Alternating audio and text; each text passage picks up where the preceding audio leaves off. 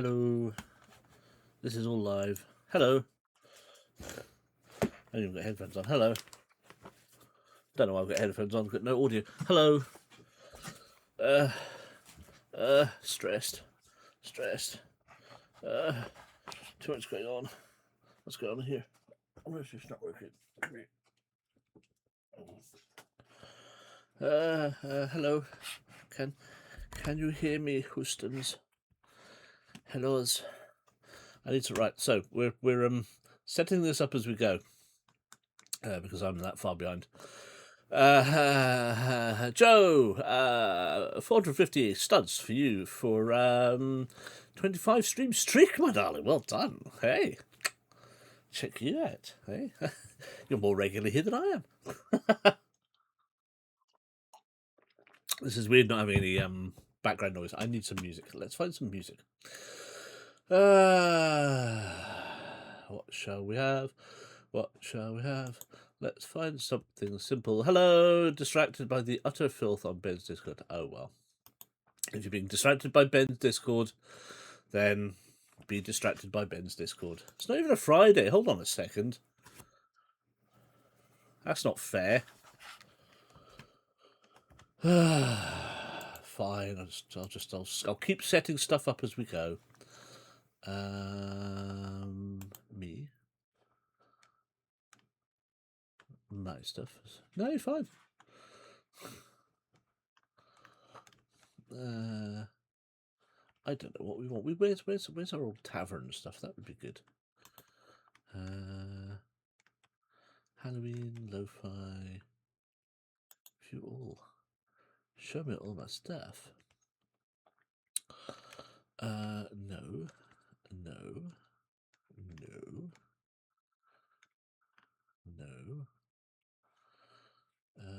Fantasy ambient. Dark horror Halloween. I don't think we need that. Just some cool pirates. View full playlist.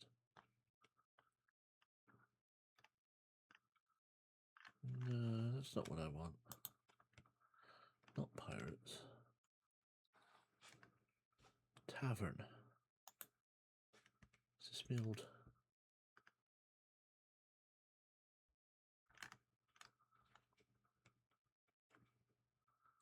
Let's go with that. So you're telling me I can straighten my teeth in as little as 4 to 6 months from just £38 a month? Yeah. You're going to be like that, are you?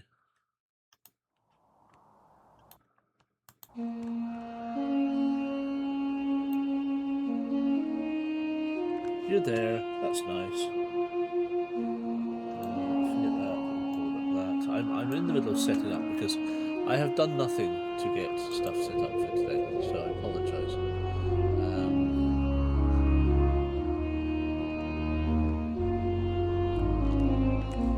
It's just been busy. I literally finished work late, and then it's really hard. All sorts of stuff out. So I couldn't even work out what book. Yeah, it will be the browser music. So I didn't work out what book to do, so I had to find that out. And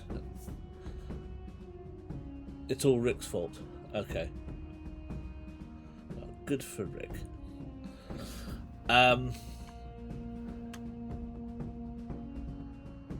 So yeah, that's still too loud. Hold on a second. It's because it's the browser.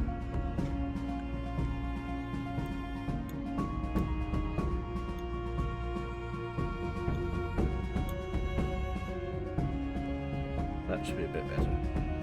Hopefully.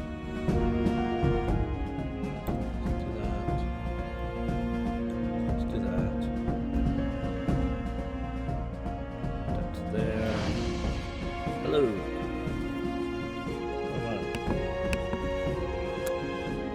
One higher there. That's me better. That's a bit better, isn't it? It's a bit more balanced there, I think. Hello, Kit. 450 studs for you. 5 stream. Wow. Put your clothes on. Good lord. There are children present. Don't look, Ethel. Oh, clutch me pearls. Yeah, so... I don't know that one. Let's go there. So, yeah, so basically... so we finished Grim Dickensian on Monday, obviously. Now, Joseph said, so you can just sort of have a bit of a roundup. Joseph said, "Thank you for that lovely send-off. I'm so glad you all enjoyed playing Grim Dickensian and kept with it for 22 episodes. Such a shame that you fell at the last hurdle. It seems almost pointless to give you notes now, but I will anyway, because it might help you if you choose to continue playing in your own time, which I probably will at some point, and I will record them individually, bit by bit. Hello, Mr. Weibenstein. How the hell are you? Long time no see, sir. Nothing better to do on a Thursday evening these days?" It's all a mess. It's all a mess. We're catching up on Monday. Firstly, I think you skipped the fight with the large gypsy because you faced 3 others the week before and ended up with coming to face him. Well, no, we did. We fought him anyway, and that's where we ended 2 weeks ago. Also, the crossbow trap requires you to decide who you want to try and save before you rolled. That's probably why it seemed confusing. Not that any of that would have made any difference to how things turned out, but I thought it was worth mentioning. The fight itself is probably one of the hardest in the book and requires you to have read every book and purchased every weapon and gun upgrade to give you the best chance. Oh well, we were on a hiding to nothing from the beginning then. If that's the situation, what is up with me? What's going on here? So it's not right. So yes, we were on hiding to nothing. Anyway, a few other things that would have helped. Using a deduction special to downgrade brawling, so that you would get to roll first. I didn't even think about that. As you probably saw, this was one of his more lethal moves. Use a pipe to give you +2 to your attacks in the first round. Yes, could have done with that as well. Also, crucifix will automatically wipe out successful enemy brawling or stealth attack to give you +2 on the next round. I did say that we had cocked up on the whole crucifix thing, but never mind. Another device that would have been useful is in the fight are a crossbow, which gives +4 to ranged against a vampire, and a special kill if it is on 8 or less. And the violin, which allows you to roll 2 dice for every initiative and pick the die that benefits you most.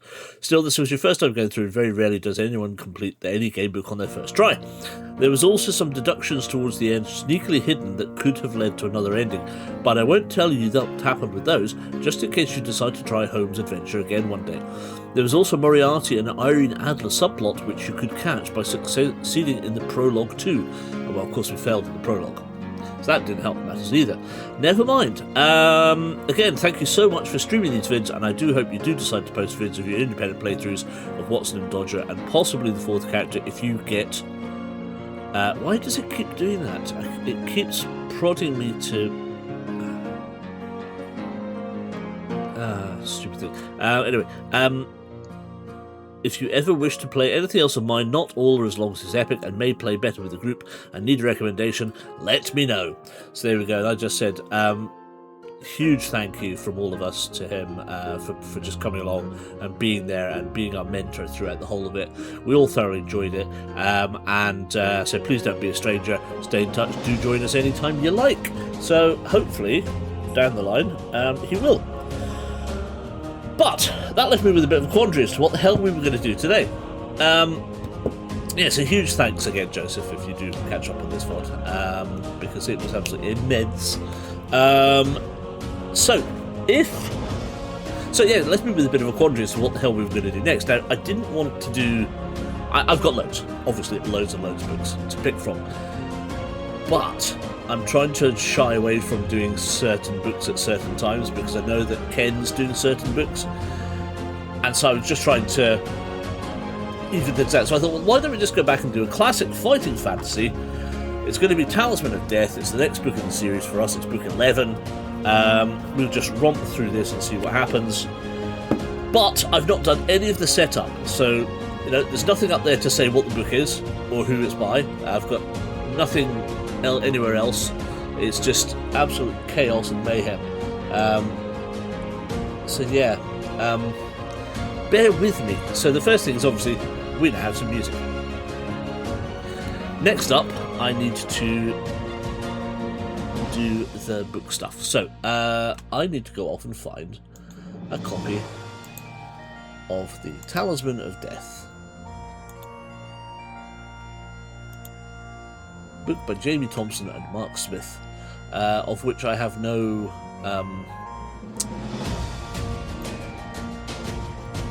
blurb, other than I know that Jamie is still active and does attend Fighting Fantasy Fest and probably will be there this year. With those randoms on the video, I want that. I want to open image in new tab. I want to steal the image, save the image as, and that goes into backups, docs, OBS. This is all behind the scenes stuff. Over 17, Fighting Fantasy, book covers, Fighting Fantasy, FF 11,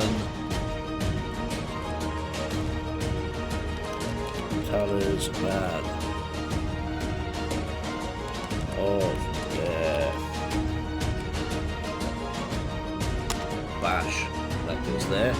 Then I press these buttons. Now I may lose audio, so in fact, yeah, let's do it. Right. So I'm going to show you what happens. So normally I go to a nested scene called Stream Info, which is this. Okay, so that's the bit that appears up in the corner here, but there's no audio on it, so you'll have to bear with me. So what I can do in the background, actually, if I get to studio mode, you can still hear me, but you won't see me do it. So I then go to where's it gone? Stream Info, and we're going to go to, so Magma goes away. Fighting Fantasy comes up. So the last one we did was Caverns of the Snow Witch. You then have to find the appropriate one here, and we go, logo is there, that's fine. Stream Info, and we're going to change that to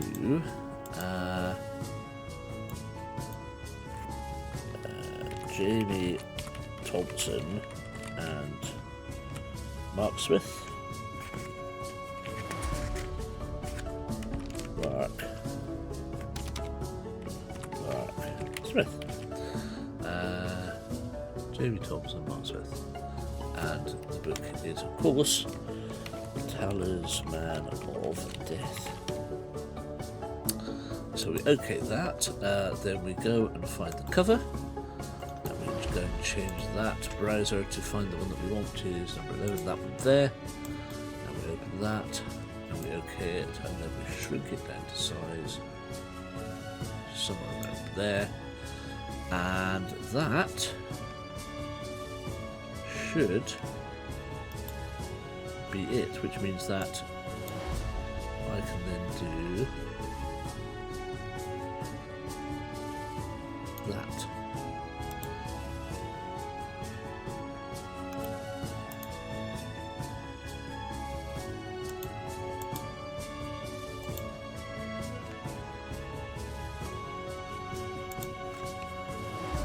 And if we go back to studio mode, there she blows. So with it, starting screen, chat screen, table, main table. Hey, see? Woo-hoo-hoo-hoo. All the things. Good, right, well there's that. So that's that. What do we need? We need paper. Paper and a pen and a pencil and all that shmaz. Shmash, what's happening? Where are we? Who are we? Who are we here? Who is all here tonight? Anyway, who have I not said hello to? I've said hello to Edward, I've said hello to Joe, I've said hello to Kit, I've said hello to Nathan, and I've said hello to Steve. So hello to all of you. All of you. Right, so, Talisman of Death, Book 11.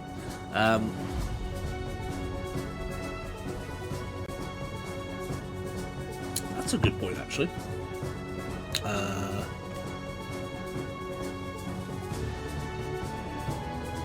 I could do that. Bear with. So what I'll do is I'll update the stream info for Fighting Fantasy by then going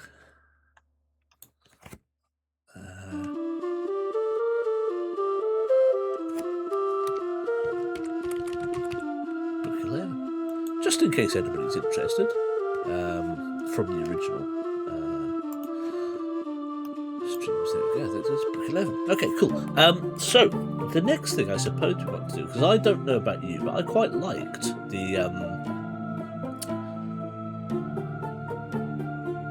using the note. Obviously, so in the past, when we've been on the main screen, we have had things like the stats window, which is now not there. Why? What? Hold on a second.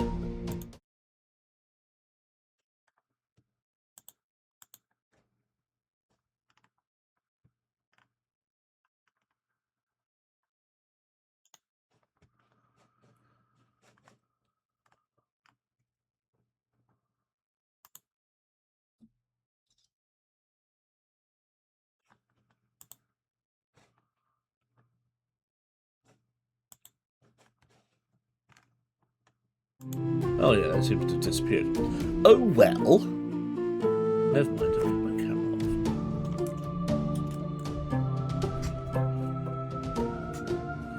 off. There, that's a bit better. I like it over there. Okay, so main screen. Right, we don't want that. Stuff that. So what I thought, I quite like the Excel spreadsheet thing that we did last time. So I wondered about creating an adventure sheet in the Excel, because we're just doing, you know, this stuff in boxes, so it's not difficult. There's what's missing. Hold on a second. Overhead cam's gone. I knew there's something missing. So overhead down, dice cam. This is where it goes all wonky. So we have to do that. We have to refresh the dices. Every day I have to do this, every time we restream, and it's not there. So this is where it all gets technical. Hoy, camera, what are you doing? And that does not take my thumb.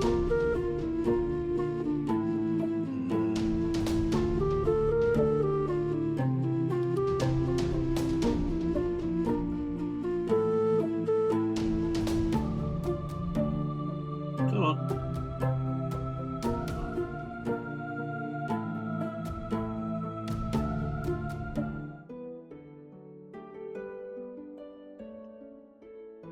Why doesn't it say anything about the camera?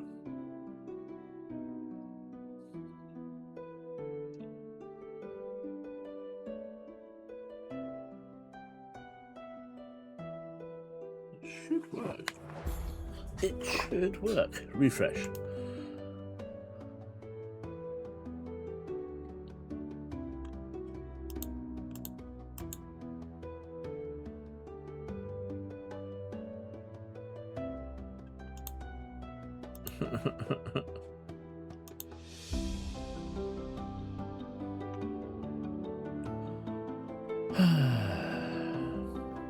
Something happened earlier and all my stuff disappeared. OBS played. I don't know if Jason was on here earlier, was doing stuff, so I don't know. I'm not blaming Jason.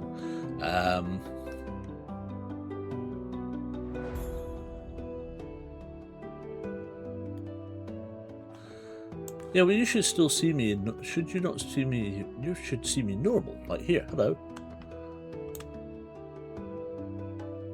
You're blaming Jason. Yeah, I blame Jason.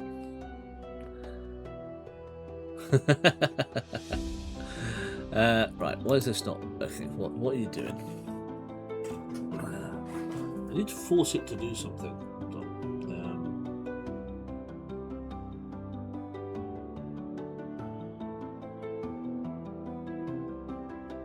Developer options.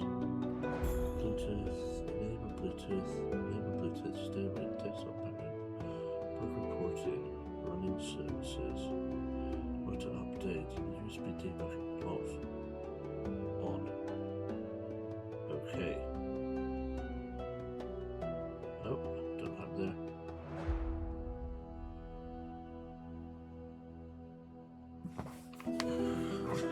right this time.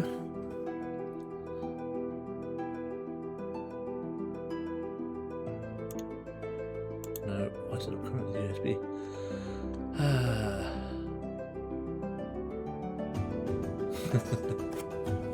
Come on, you.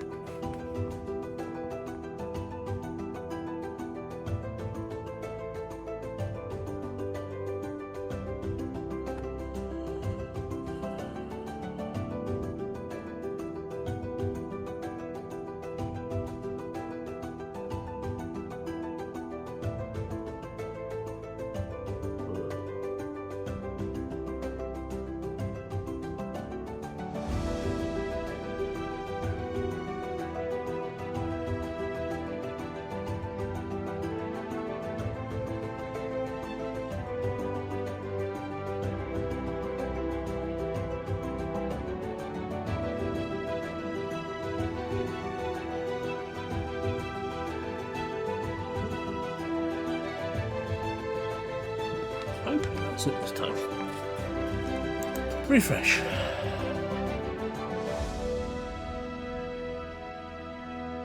Yay! So this is what takes all the time normally. Oh, it is absolutely 100% fumbling towards professionalism. This is what takes all the time, every time I have to do this. Right, good. So now at least have overhead cam. And here she blows. Who would like to see old school pencil sharpener?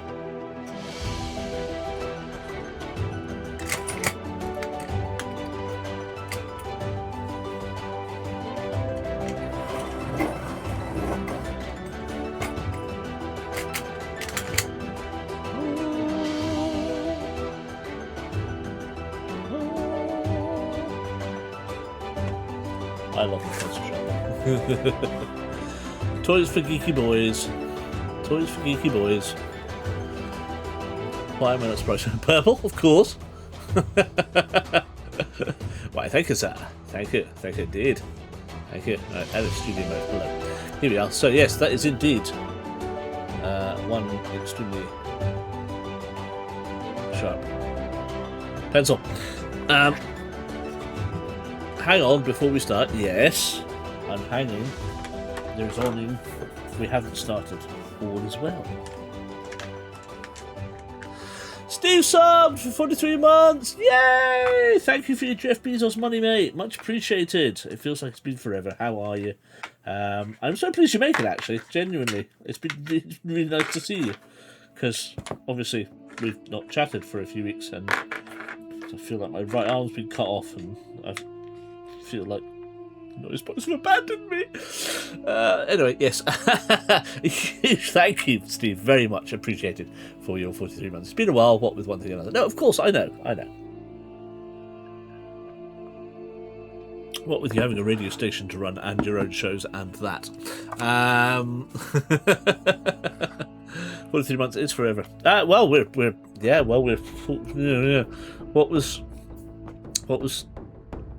you the other day?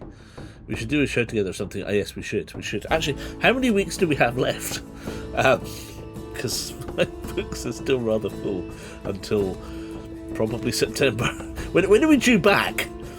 4 weeks. That's all. Shit. Right. So, I better have a chat with you over the weekend, I think. Because the first.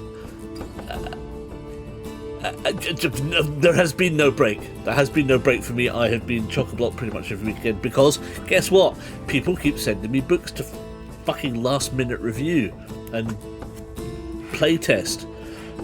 I had 4 to do, right? So I had Ken's book to do. I had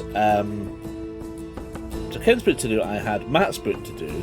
And I had Jonathan's 100 Acre Woods. Then out of the blue, Jonathan goes, "Can you do Valiant 2 for me? I need it in 2 weeks' time." And no sooner have I just got that off than Matt's come back to me and said, "Right, now I need the rest of my book done. You've got 2 weeks to get it done." So I've got that to do, and I've still got Jonathan's 100 Acre Woods still to finish off. Yes, that is definitely a me problem, because but I'm obviously too good at what I do. It's all about me. It's all about me, baby. So yes, I have had no time to do anything whatsoever about anything at all. So, with that in mind, yeah, we need a chat, because we are going to need to probably cluster some shows together, I think.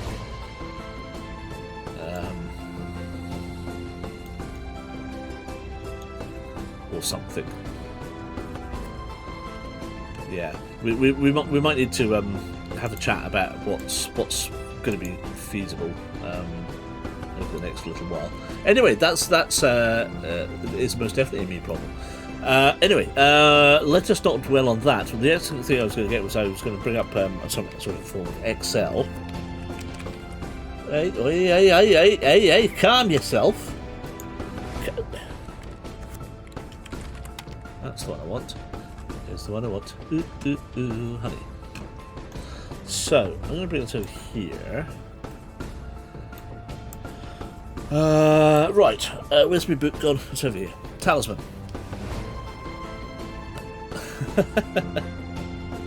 It'll be fine. We will sort something out. It'll be fine. Right, an adventure sheet then. So, of course, an adventure sheet needs the words across the top. Not that you can see this. I want to do that. That's why I want to do dice cam. 2 seconds. Dice cam. I want to do that with the dice cam. I want to bring the dice cam down here, because I then want to have an Excel spreadsheet up there. So, adventure sheet.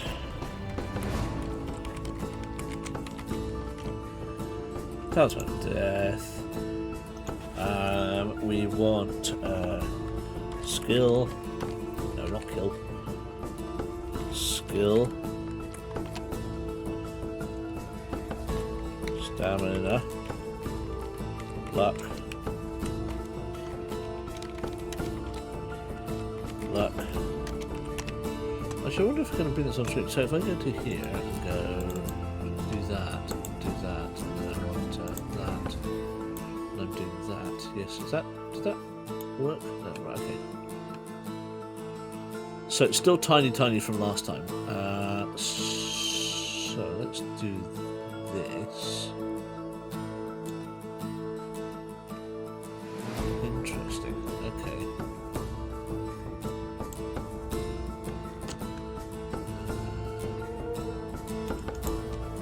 No. Excel spreadsheet. Yeah.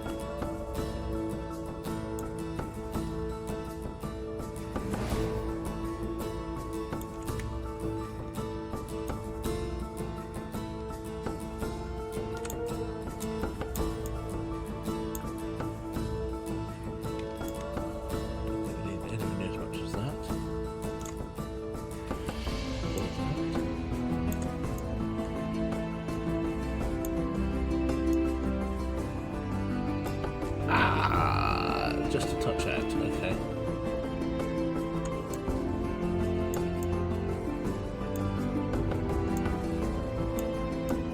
Let's see how we go.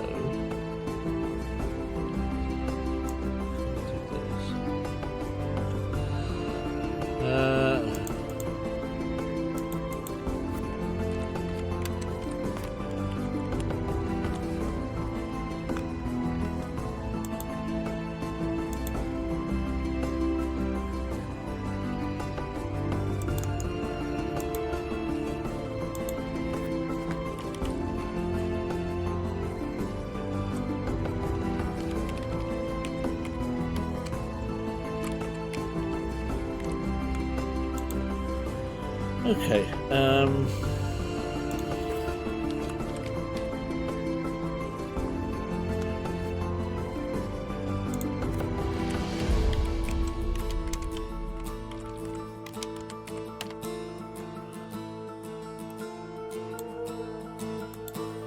then we can have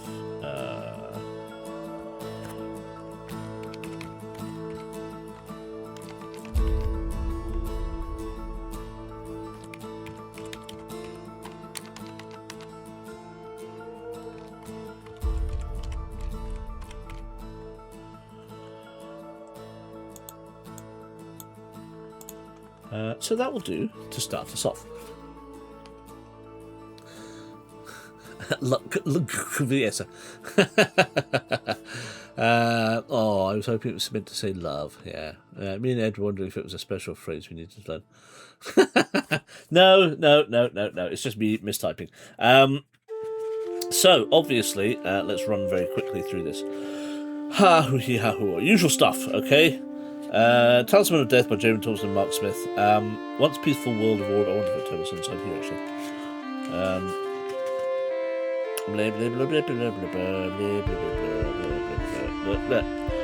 Skill, stamina, luck. Roll 1 die. 5. I'll take that and add 6 to this number. 11. 11. Oh, I hate that. Justify. Thank you.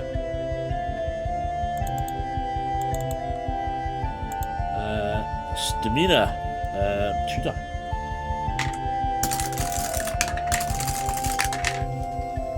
6. 12. 18. Well, yeah, okay, fine. That's not. It's not 24, but never mind. 11. 11. Luck will be a single one again. 4 and 6 is 10. That's actually not bad as luck goes. Okay. For reasons that we'll explain later, skills down and luck scores change constantly. Blah blah blah. Battles, roll 2 die. Right, battles are fairly straightforward. Escaping, fight more than one creature. Luck. You can use luck as you go if you like. Luck in battles, story, skill, stamina, blah blah blah. You can claim 2 bonus, 2 magic swords, blah blah blah. Stamina, provisions. What's going on here then? Hello, Selena. How the hell are you? Welcome in. I'm literally just starting Talisman of Death. Finally, the first Fighting Fantasy book this year. Given the fact that we have spent 26 weeks plus playing, well, with breaks, Joseph Daniels, Grim Dickensian, which we just finally failed at the final hurdle on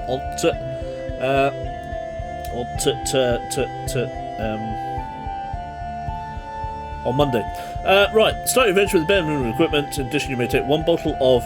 You have a pack back to hold provisions and any treasures. And what you hold, you're armed with a sword and dressed in leather armor. Okay, equipment. Sword.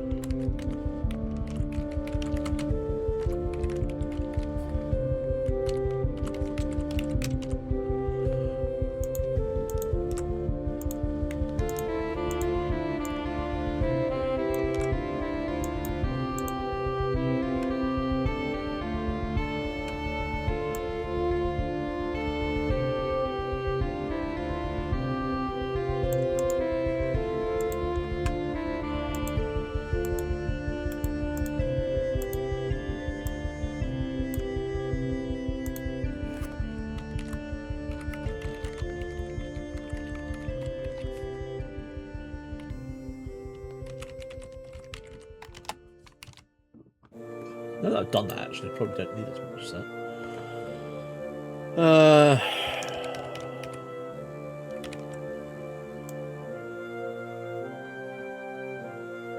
3. Yeah, let's go 3.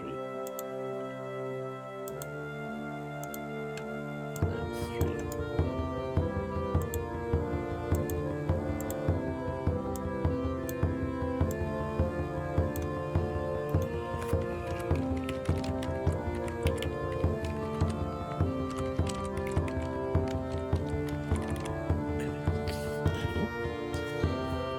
Oh, now you can't see any of it. Oh well, we'll shrink it down.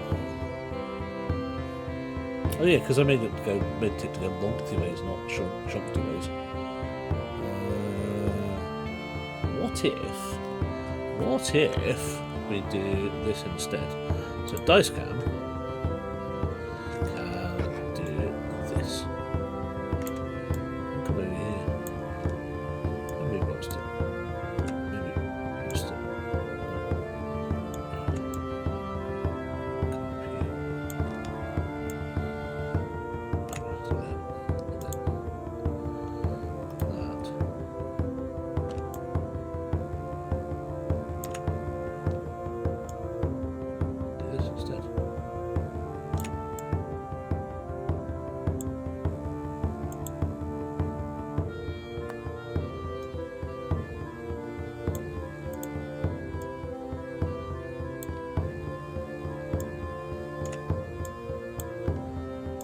Yeah, I'll do.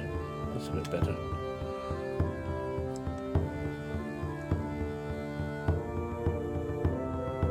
Yeah, okay, fine. Sorry, we'll get there.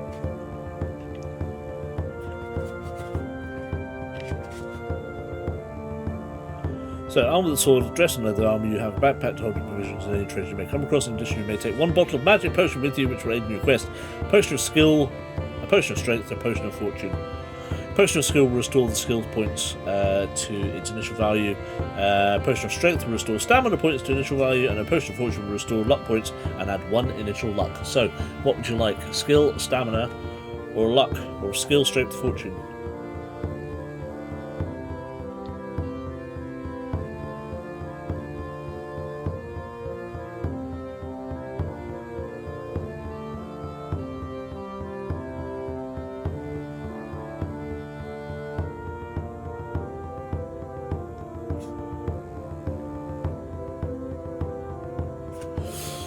Love, a love potion. Fortune, luck, fortune, love, fortune.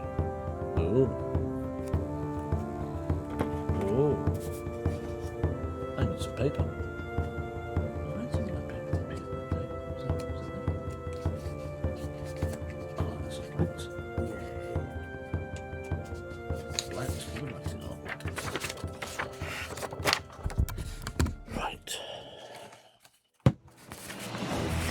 Go back. I should be so love key. See, there we go. Yeah. So, what did I say?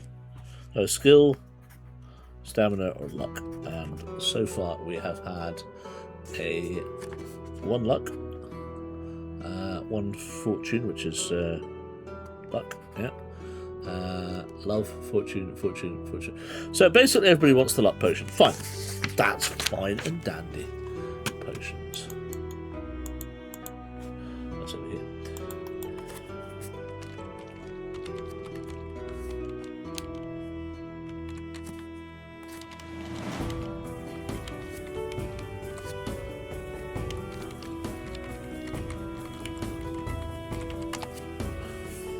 Still to initial +1. Excellent. Marvellous. Right. I think we're almost there. So, as usual, there's there is one way through the mysterious world of all, and it'll take you several attempts to find it. Ha ha ha. Make notes and draw a map as you explore. This map will be valuable in future adventures. Not all areas contain treasure, some merely contain traps and creatures. If you realise that entries make no sense and read in numerical order, so blah blah blah. The one true way involves a minimum of risk, and any player, no matter how weak on initial dice rolls, should be able to get through fairly easily. May the luck of the gods go with you on the adventure ahead. You're regaining consciousness. Fortune was my first thought. You're regaining consciousness. Your eyes flutter open to the sound of a songbird trilling joyously. You are lying on a couch of green velvet set in the topmost turret of a great white castle hanging in the clouds. Rising to your feet, you look around. The songbird, whose sleek features are a warm but burnished gold, is perched on the battlements, resplendent against the ocean blue canopy of a sky in which there is no sun. What happened? What do you mean, what happened? Nothing so far. You were all clad in strange, outlandish clothes, breeches of dark green leather and a thickly quilled leather jerkin. On your feet are russet red calfskin boots, supple and comfortable, into which the breeches are tucked at mid-calf. A heavy sword is belted at your side, and with a shock, you realise. That was you regaining consciousness. Ah, I see. You realise that somehow you know how to use it skillfully and with deadly force. As the songbird trills, you try in vain to recall memories of Earth, but everything is hazy and distant. Oh, hold on a second, so we've been kidnapped. Excellent. You've been taken from the world you know and trained in the art of swordplay. That's how to play with swords, not actually use them. You cannot remember even who trained you or why, but the hilt of the sword fits your hand snugly. Drawing it, you lunge and parry, marvelling at how the sword cuts through the air faster than the eye can follow. The songbird seems unperturbed by your fine display of swordsmanship, but you are surprised when it cocks its head and speaks to you, its voice fluting merrily. Welcome, champion of fate. Do not be dismayed, you are not yet in danger. Where am I? You ask, feeling as if you were in a dream. Far, far from your home, I fear to say. This is the world of Orb, and you are in the garden of the gods. What is Orb? Hold on. What is orb? You demand. You will find it most strange and full of wonder, for it is very different from Earth.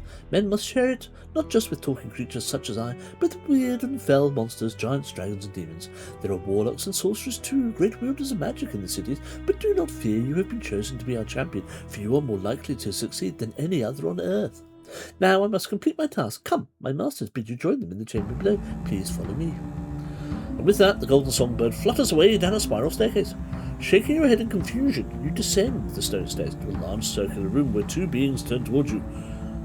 Welcome, says one, a pale female figure enfolded in a swirling robe of many colours, above which you can only see a perfectly smooth, hairless head. The robe shimmers, its colours shifting, and as she steps towards you, catching your mind before you realise what is happening. Two beings? No, two beings. Two beings. Looking into her face, you see an image of yourself fighting for your life inside a huge temple. Then the image shifts and you see yourself leaving a walled city, hastening alone across a desolate moor, only to find yourself deep in a jungle surrounded by devils with blue skins. Your nape bristles as you realise that she is revealing glimpses of your destiny. It is only when you are over that you notice she has no eyes in her smooth pale face. Creepy. The other figure changes even as you look at them. At one moment he is an ancient white-haired man, heavy with knowledge. At another an infant wise beyond his years. What is this? Fucking 2001 Space Odyssey. The metamorphosis through youth to ages takes but a few instances, yet flows so smoothly you cannot see the features change. His voice is soft and ageless. We have summoned you here to the world of Orb because we wish to prevent a fatal upset in the balance of nature. The cosmic scales have been tipped too far and you must play a part in righting them. It is not for us in the Garden of the Gods to set things right. We cannot fight him who would bring the chaos to all. Rather, we use men as our tools. I shall not say whether you will succeed. Lovely. The floor of the room upon which you are standing is the most realistic and detailed map imaginable. You can even see small figures tilling the fields and walking the streets of an entire world. A world of pinnacled castles, knights on horseback, their men-at-arms bearing banners which stream in the wind, and strange high-walled cities with towers and spires concealing the dives of assassins and thieves amongst the splendour. The eyeless immortal steps forward, her robe now the colour of the deep sea, and caresses your cheek. Some beans. Aisle 2, I think you'll find. We are sending you down to the surface of Orb. If you fall into the clutches of death, we cannot aid you. Do not fail us. Fail in what? You begin to ask. But just then, to your horror, you find yourself being drawn inexorably towards a black crack in the map. The realisation that your destiny is being tampered with angers you, and you resolve to find a way back to Earth and your home at any cost. As the world of Orb rises up to engulf you, the awesomeness of what is happening overwhelms you, and you lose consciousness again. Now turn over.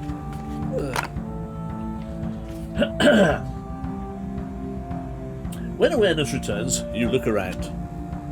You are standing in a huge vaulted chamber, deep underground. In the chill air, you are wondering what terrible fate may be in store for you. You are utterly alone, without a friend in the world, and you have no idea what fiendish horrors may exist here, so far from home. Oh, poor man, poor lad.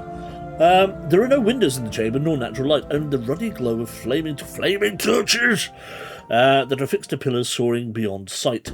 The walls are running with damp, the air musty and heavy with age. There are two archways at the back of the cavern. Before you can investigate further, the torchlight flickers, and a cool gust chills you to the marrow. Something in the unseen darkness is causing the air to move. A light flashes briefly ahead, and an infernal howling echoes across the vault. No living thing could possibly have made that dreadful sound, you think to yourself, but then you remember that you know nothing of the dreadful denizens of Orb. You hear the sound of running footsteps approaching rapidly. You cannot yet see who or what is coming. Will you run through the nearest archway, or hold your ground and draw your sword? Ooh. What's it to be? A for archway, S for sword, I think. 1. A for archway, S for sword.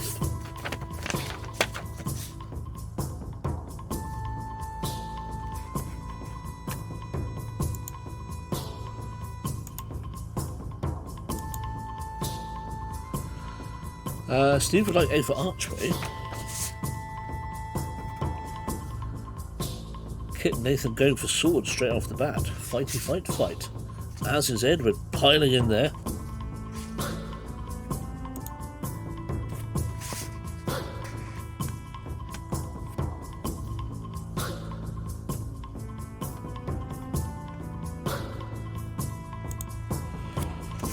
Alright, so 3-1, I think you'll find. At 4. Oh no, 3-2 now. Joe would like the archway as well. Well.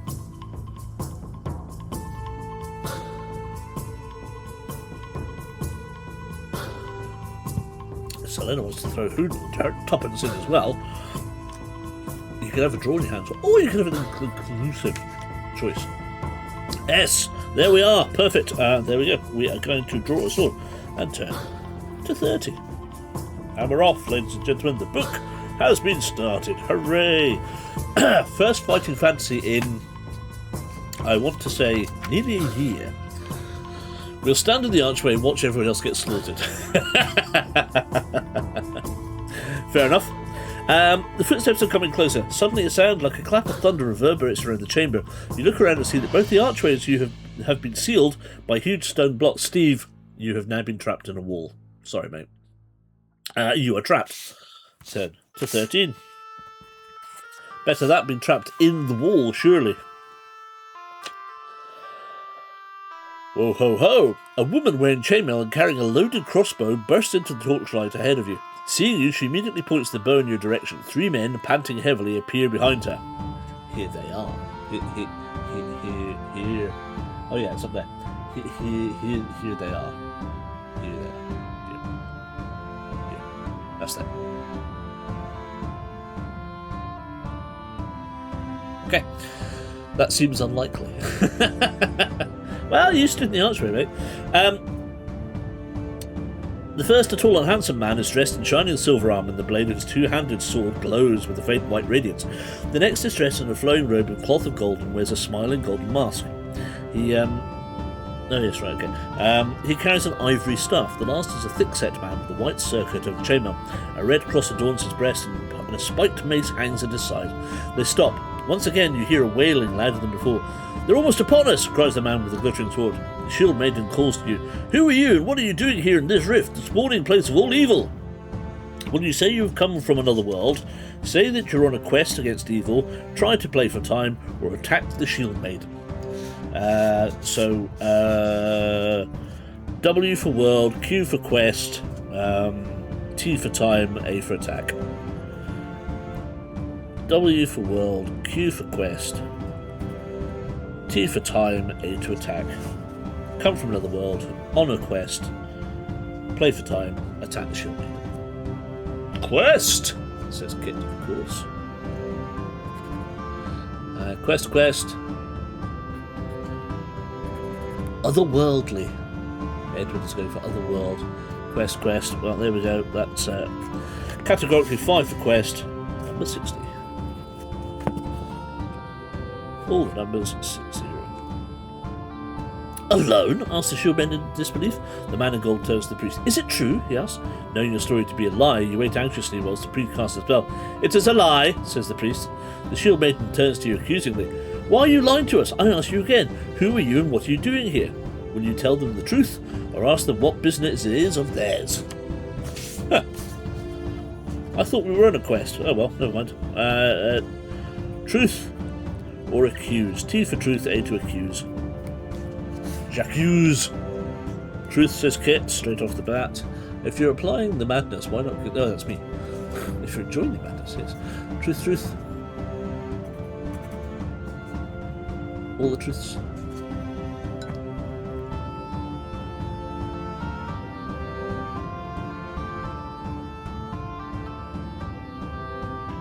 Nathan up for a bit of truth as well.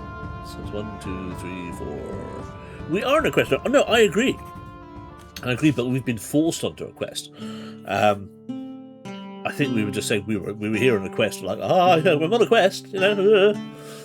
Whereas in actual fact, we're not quite sure what we've been forced onto. So I guess the truth thing. So if we'd said we'd come from another world in the first place, they might have believed us. I don't know. Tonight is so unhinged, and I'm here for it. Oh, good. I'm pleased because I'm completely unhinged at this point in time. So, truth it is then. 70.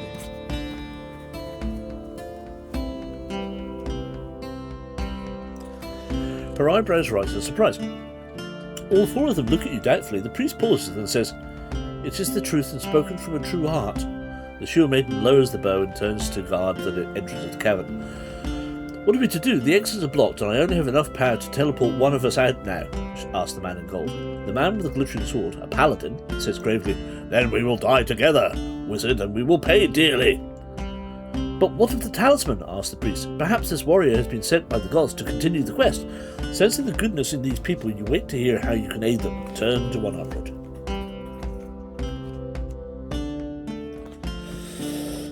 The priest steps forward and tells you the story. Long ago, the minions of the god Death in the city of the Runes of Doom fashioned a talisman that would allow them, if the time was right, to summon their god to the surface of this world. That time has now come, hence the name of the title, Talisman of Death. Only if Death is summoned, all life will cease. Only Death's minions will continue to exist in the awful half-life. His presence will spread like a grey shadow across the world of Orb. Everything will turn to dust and the balance of nature will be disrupted forever. The Law Masters of Seracub, a group of holy people, have striven to prevent this. They sent a group of crusaders, of which we four alone survive, on a quest to steal the talisman. The fleshless king of the minions of Death had sent the talisman to the depths of the rift for safekeeping. We've entered this pit of evil and seized it. He pulls a necklace out from under his circuit. On it hangs a disc of obsidian, in the middle of which is a skull carved in ruby. The Talisman of Death! Ooh! And sadly, there is no picture of it. Never mind. He hands it to you. "Here, for the sake of all Orb, you must take this talisman and continue the quest. It cannot be destroyed, but if you can take it to your world, it will be beyond the reach and claw of the fleshless king." This place sounds nice. I know, doesn't it? You're impressed with the courage and unselfish fortitude of these people and resolve to continue the task. You take the talisman. It feels cold and heavy around your neck. The wizard turns to you and says, "I'm going to use the powers of magic to transport you to the surface. Head west until you come to the City of Learning. Grey Guilds on the moor, where you may discover a way to return to your own world. Do not fail us. Here, take this gold, it may be of use." He gives you a purse with 10 gold pieces in it, and as the wizard prepares his spell, a horde of creatures boils into the cavern. Turn to 125. Oh, it's like, that was easy. So we've got the talisman, so we win. Hooray, that was easy. Indeed. However, we do have, how much? 10 gold. A whopping 10 gold. Woohoo.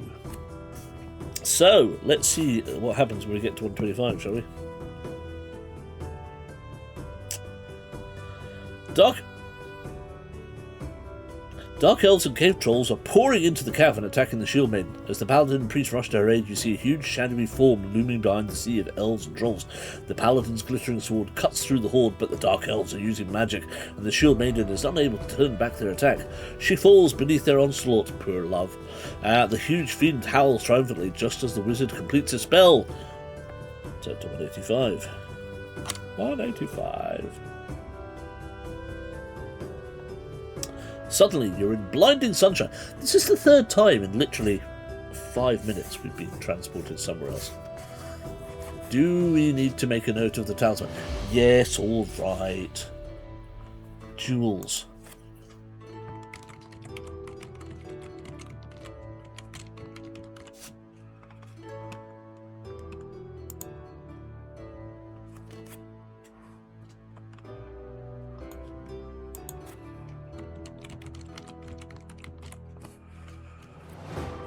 I shall call it Susan.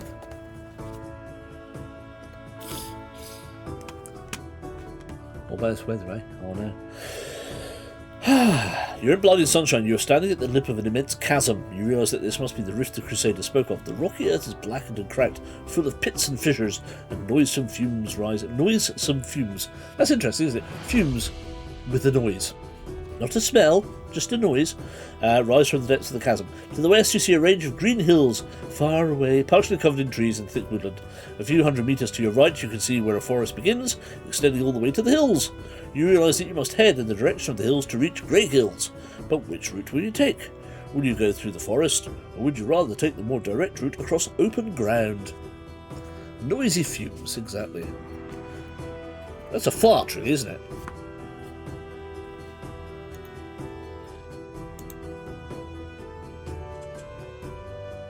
So small.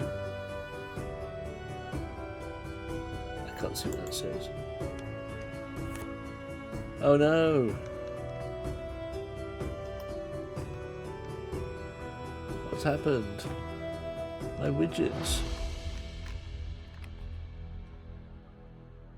Uh-oh. I don't know what it's doing. Run to the hills. Run for your life. I can't see any of these. I don't know what they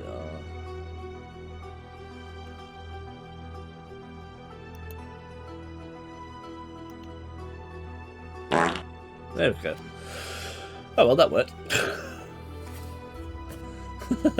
Head to the forest.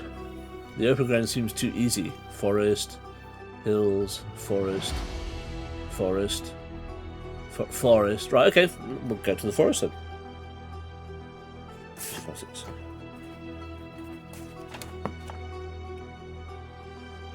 You enter the green and gloomy shade of the woods. After a while, you stumble into a clearing and stop in surprise at the sight of what greets you. A huge white she-wolf, almost as large as a pony, is suckling 2 cubs. She pushes them aside and crouches, snarling. Will you back off and leave?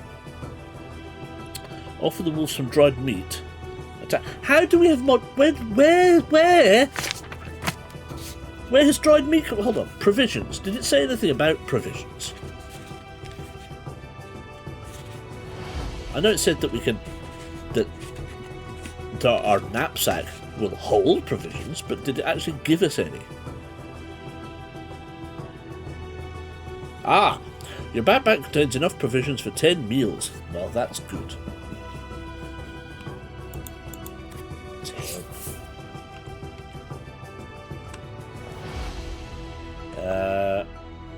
Eating a meal restores 4 stamina points. When you eat a meal, add 4 points to your stamina score and deduct 1 point from provisions.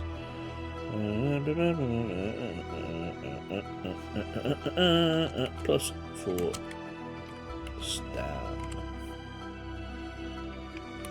Show. Oh. I fucking hate so.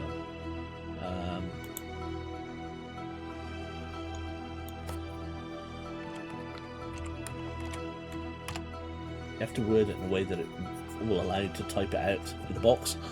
Offer them food and then run like hell. Back off, do not go up against a mother wolf. Offer food.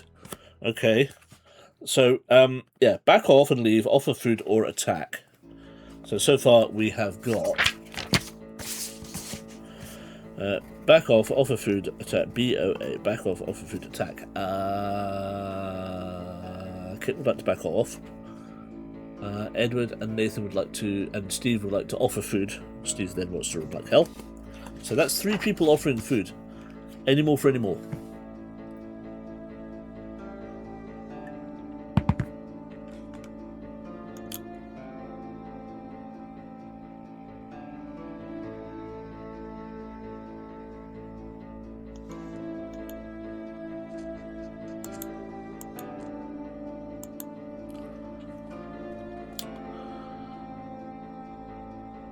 Back off. Alright, well, it's 3-2. Food, 4 to 2. I think we're going to have to go with the offer the food, offer them some dried meat. 52. You have no dried meat. Ha ha ha. Offer an arm instead. No. Cross one of your provisions off your adventure sheet. Crouching on one knee, you toss the dried meat to the wolf, speaking in soothing tones as you do so. The wolf accepts your gift. Then, a green-robed figure steps into the clearing.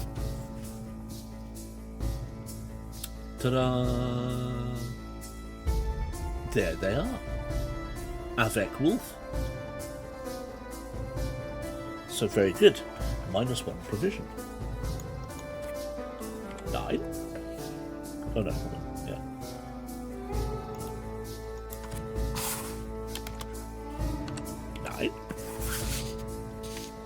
Let's do it that way. He has an oak staff in one hand and a silver sickle in the other. Oh, it's Getafix the Druid.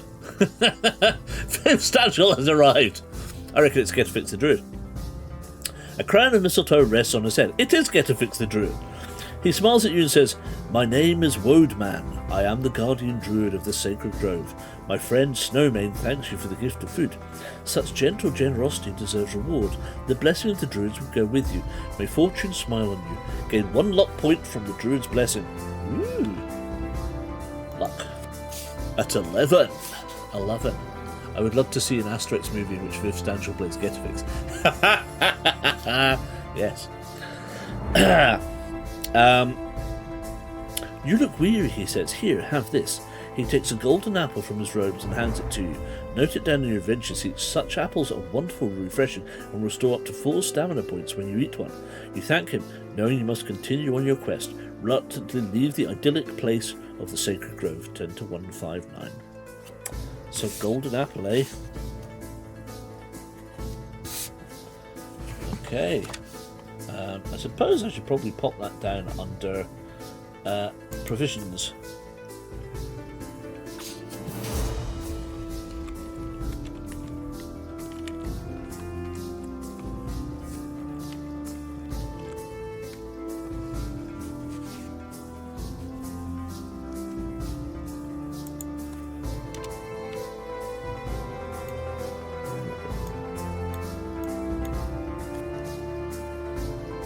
So if we do have any more, we can move things around. That seems to be alright. Okay, can we use it to heal zombie villagers too? I would hope so. As long as you've got a potion of weakness.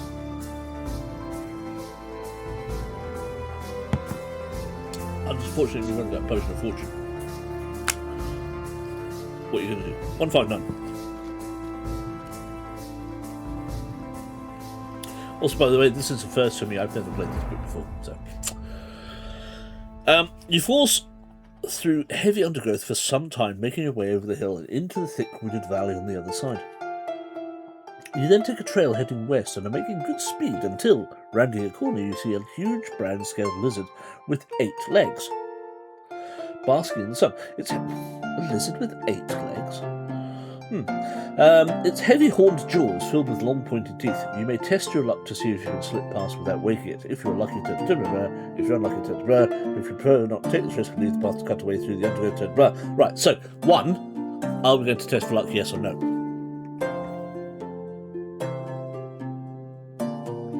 We have plenty of it. For a change. Sneakily sneak. Sure, yes.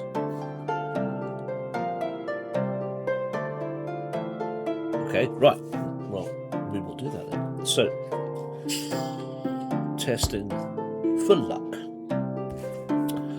Oh, for luck. Testing luck.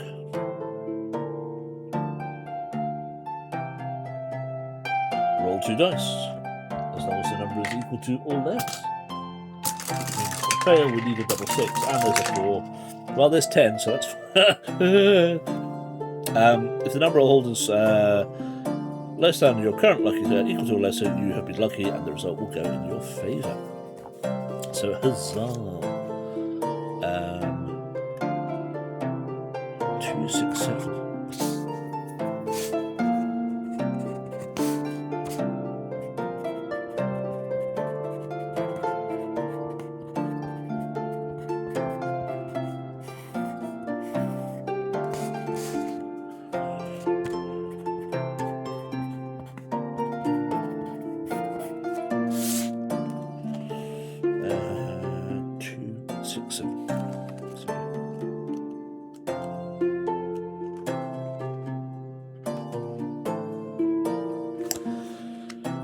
Creeping stealthily, you barely rustle the dried leaves underfoot. The soporific basilisk does not even notice you, which is just as well. Its eyes flicker open for a moment, and a small mouse, which happens to be running across its line of vision, slows and turns to stone. You hurry quickly on your way, lest you suffer the same fate. Turn to 270. Well done. You've managed to get past a basilisk. Huzzah. The trail winds between the spurs of 2 hills and plunges down into a moist and mossy dell at the bottom of a large dew pond covered with algae. It's shaded by the boughs of a horse chestnut tree. Your attention is caught by a weak cry. An old woman is up to her neck in the middle of the pool. Her matted hair is streaked green with the scum of the pool. I'm drowning! Help me! I'm tangled in the weeds! She begs piteously. If you help her, turn to 230, or would you decide to ignore her and hurry on? Doc! Evening, my friend. How are ya? Welcome in. Welcome in. Good to see you. How have you been? What have you been up to? Are you streaming tonight? I don't know. I've been totally off grid, so I don't know what's been going on anywhere for ages. It's a hag. Get out of there. It's the old hag of Green Pond, Scum Pondville.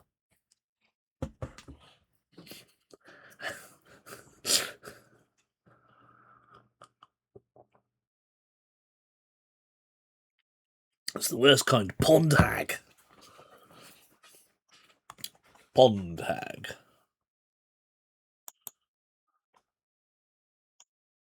This is an ad for YouTube Premium, which is ironic because if you had YouTube Premium, you wouldn't be...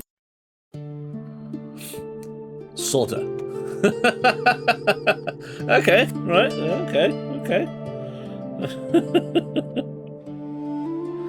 So, help for ignore. So that's 2 for ignore so far. I mean, it could be a Kelpie. The voices. Yeah, but it could be a Kelpie there to drag you to your doom. Is her name Carol? Oh, hello! Help, I'm drowning! My personal pointy aids are not working. I don't know what's happening. I'm covered in scum. Did you hear them too? Ah, those voices. Ignore those voices. Shh. Those aren't the voices you're listening to. Ignore, says Nathan. Okay.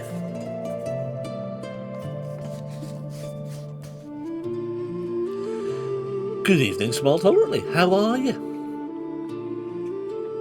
Welcome in.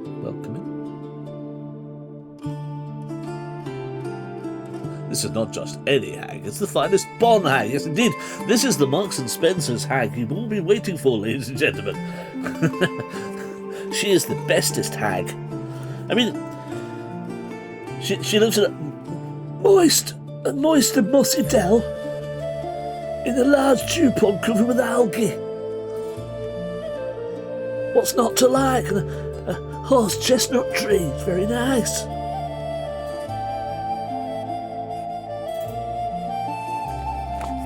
My inner Hasselhoff thinks we should rescue her, but I'm already thinking it's a trap. Indeed.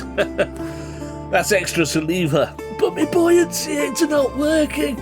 I've got a mouthful of scum. Pond water. Oh, it's worse than Pinot Grigio, that is. It's the worst. That's like drinking a warm Sauvignon Blanc. Or a really bad Chardonnay. It's not nice about that at all. And you're reminded that an anagram magical mystery tour is Smutty Carol imagery. Mouthful of scum, Carol, you should be used to that. Exactly. I smell the shite. Indeed, so at the moment we have got 3 people who wish to ignore her and nobody wants to help them. I think Carol would be more used to Semyon. Oh no, she's like her Tapau living counterpart. She is a purely 100% Pinot Grigio woman. By the caseload. Only when Alan is around. Yes. But then Alan's like Alan, let's be honest, Alan has a Semyon all the time. Let's be honest about this. You know, the man is just always there. Always there. There's always something there to remind you. With Alan.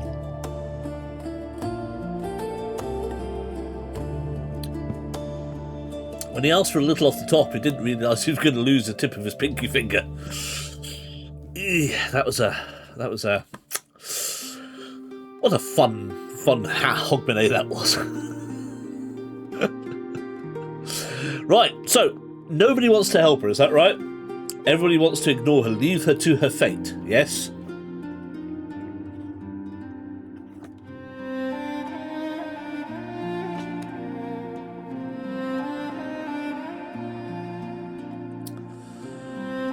Is that right? We're leaving her to her fate. I mean, we could have lost the tip of something else. Exactly. And you know, he was in the cattle crusher at the time, and you know, I mean, traditionally, you know, that's where they get gelded. So, you know, he was lucky to walk away with 2 veg left. He did wonder if the story was heading there. Let's leave her to her moistening. Fair enough. Alright, so we're going to ignore her and hurry on. 65. Well done. Congratulations. You've managed to leave a Grendel behind. As in Beowulf.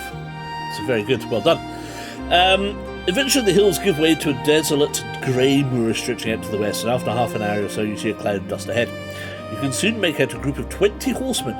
They wheel their steeds towards you, and the drumming of hooves carries to you over the breeze. As they get nearer, you can see that this is a band of warrior women, clad in chainmail and studded leather armour. It's girls' school.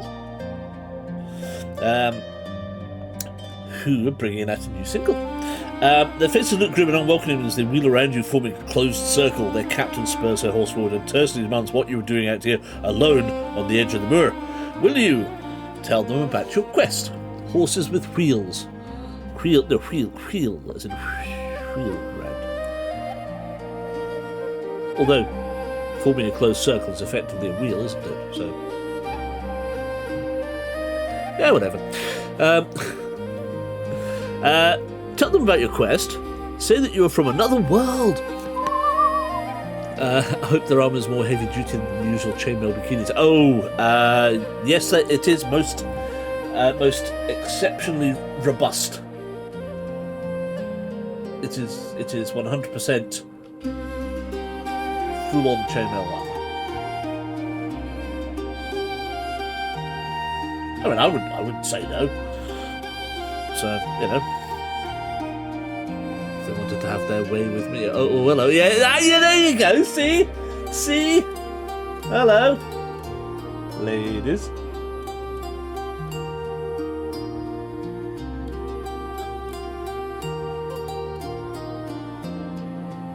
A bit rough and tumble there. So, quest world. Last survivor in ambushed caravan. Survivor. Pretend you are deaf and dumb. Mute. Demand they escort you to grey guilds on the moor. Demand. Right. So, Q for quest. W from another world. S to say you're a survivor. M to say that you're mute.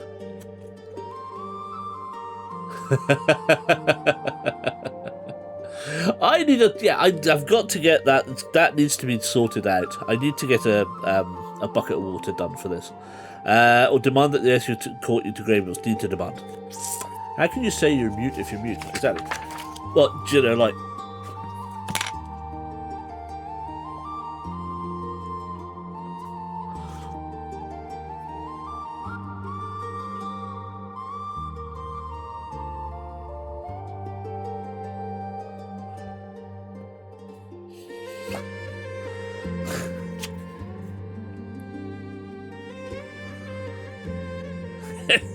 Yes.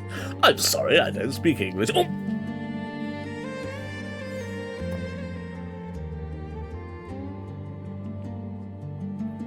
It's a miracle! I can talk again.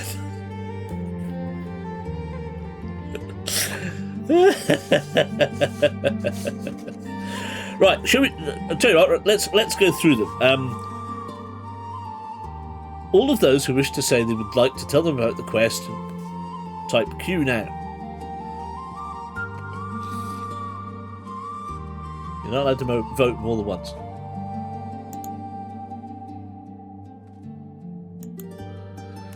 Edward would like to. Okay. Steve would like to. Okay. Right. Would anybody like to say that you're from another world?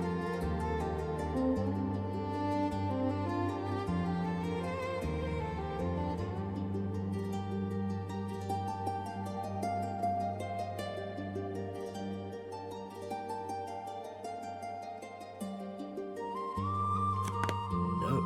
Okay. Tell them that you are the last survivor of an ambushed caravan. S for survivor. You're a survivor. It'll cost you a fiver. I don't want some liver, I want some liver. Saliva. It's saliva. Nathan's going with S for survivor. Who would like to pretend you're deaf and dumb? Type D in the chat, because you still have fingers.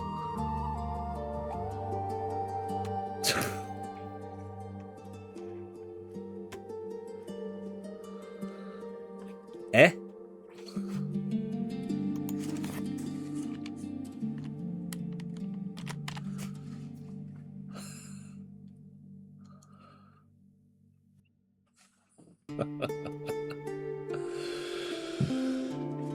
Yeah, something like that, Steve. Joe's going with Q for quest. Okay. Right, well, I think, given all of that, we're going to tell them about our quest 101.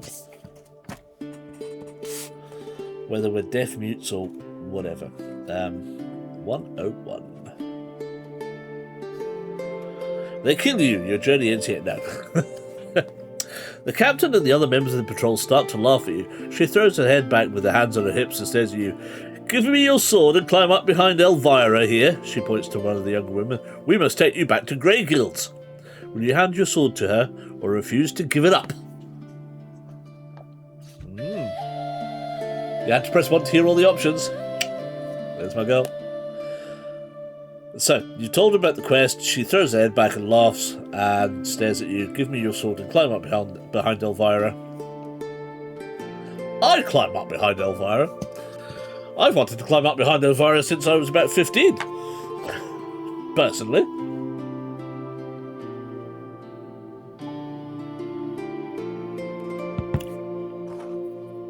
Even more so since I know what she looks like without the makeup. Shut that door. Shut that door. Son off, you're not getting my sword. Refuse. Oh my god. Right, okay, fine. So, give up or refuse. Do you need to give up or to refuse? So, Joe's refusing. Steve's refusing. Edward's trying to shut an imaginary door in the middle of a wide open plain. I'm in a wide open field. Tell them to piss off. Oh, jeez, blimey. Everybody's so gets... Well, I'm from Croydon. We don't give up our blades. I was going to give her my weapon. Ah, dear. So, right, I'll put you down for a give then, Kit.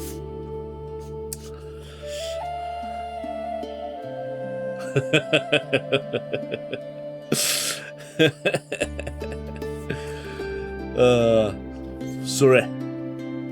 I'll climb up behind her, but I'm not giving up my sword.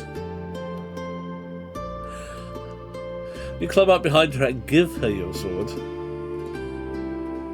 From behind. Ooh.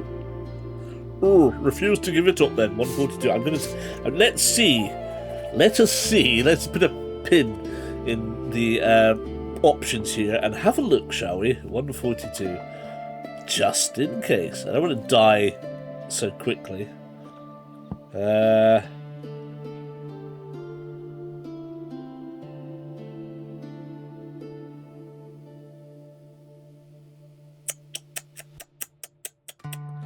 Yeah, you might not want to do that.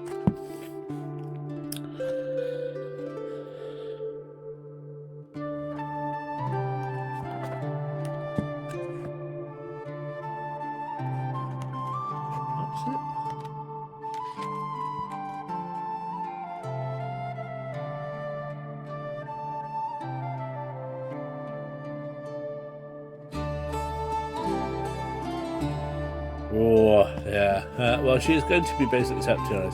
I'll not that sword. No, no. It's very true. It's very true. Right, genuinely, do you wish to give up the sword or not? The outcomes are pretty similar, but one's a happy outcome, one's not quite so happy. Yes! Oh my god! Right, alright, fine. No, do you know what? Hell meant a lot of you then. How? You refuse to give your sword up. You refuse to give the sword up. No, it's done. It's too late. At a command from the captain, the circle of horses closes in on you. You draw your sword and manage to wound one of the women before you attack from all sides. They are strong fighters and use the flat blades of their swords to stun you. You drop your sword and fall to the ground and lose 2 skill points.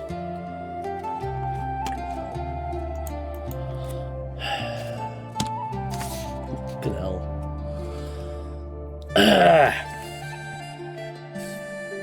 When you acquire another sword, you may restore them. There are too many warriors to resist, so you decide to do as you are told for a while and accept a helping hand onto Elvira's horse. She does not look too pleased that you are going to sit behind her all the way to Greylands. Or Grey Guilds. You console yourself with the thought that at least you are going in the right direction. Turn to 257. You could have had a nice time, but no. You had to get physical with them. Unbelievable. Never mind. That's your lot.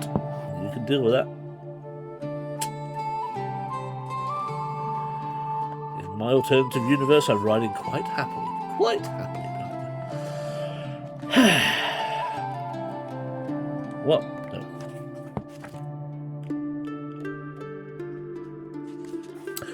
You ride on into the late afternoon, moving from the wilderness to a grey and desolate moor. Ahead, you can see the walls of a large city. A salute is given as you approach the huge arched gate in the fortified wall. The captain details half her patrol to remain on guard at the gate. Turning to you, she says, "We are taking you to Horkana. She will want to ask you some questions. Do you want to seize the first opportunity to fight your way out, or go quietly and see what happens?" Fight quiet. I didn't say I wanted to fight anyway, I just didn't want to give them my sword.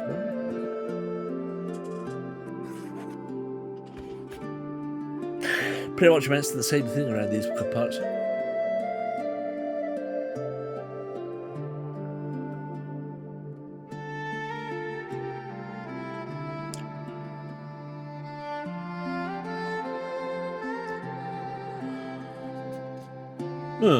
Possibly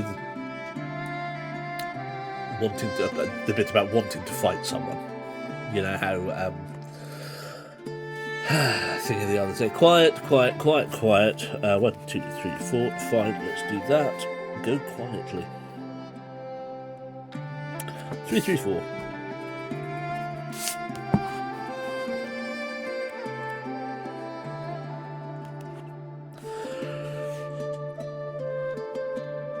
You ride into the City of Learning, Grey Guilds.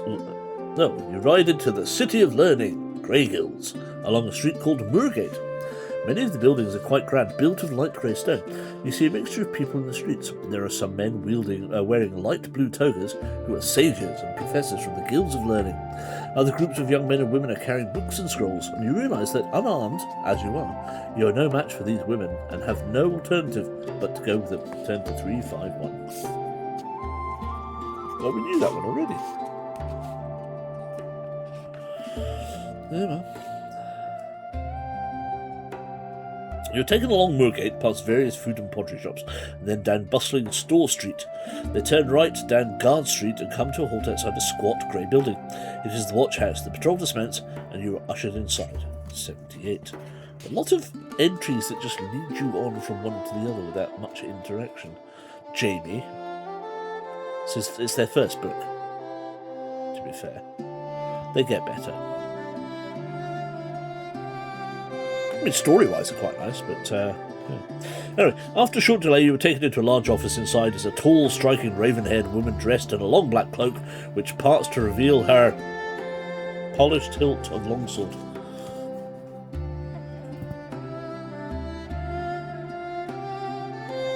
she is.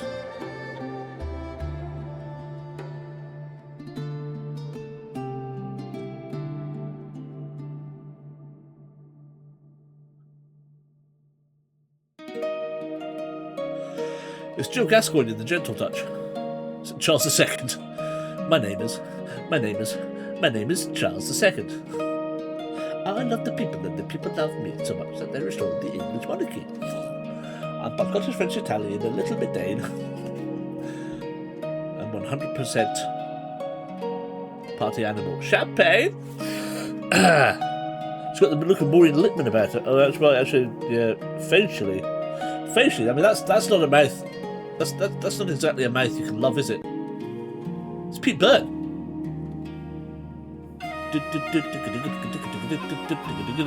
You spin me right round, baby, right round, like a wicked baby, round, round, round, round. Does she have an ology? He's got Martin's got an ology. Malcolm's got an ology.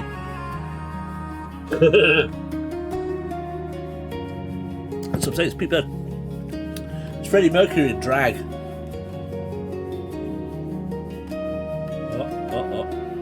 It's Freddie Mercury. It's Freddie Mercury in drag, anyway.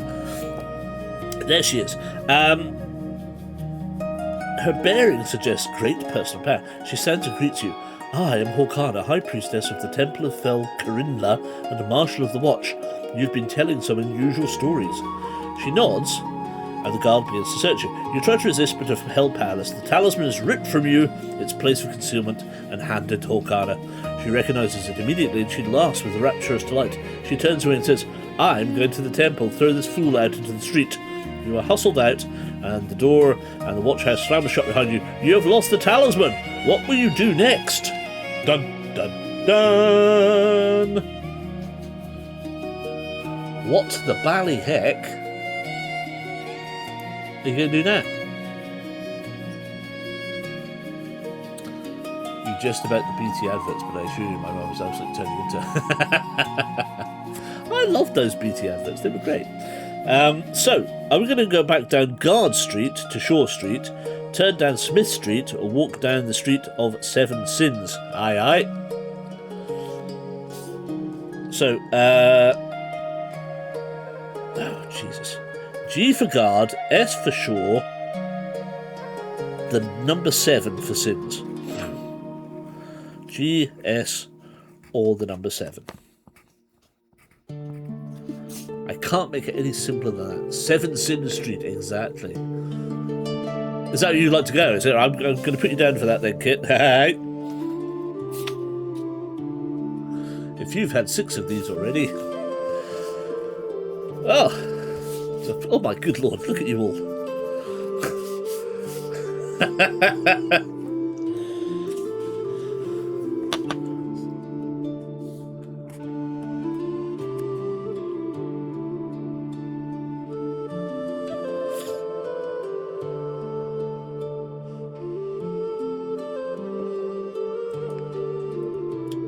Can we not just grab Susan back like Kit said? But you haven't lost the talisman, and this is nonsense. Everybody's going down 7 Streets of Sin. Sister, now would I die for you? Alright, we're going down 7 Streets of Sin.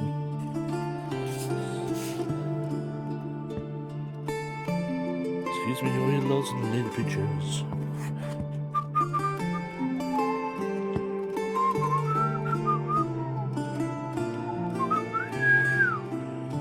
The 7 Streets of Sin. Yay. As dusk comes.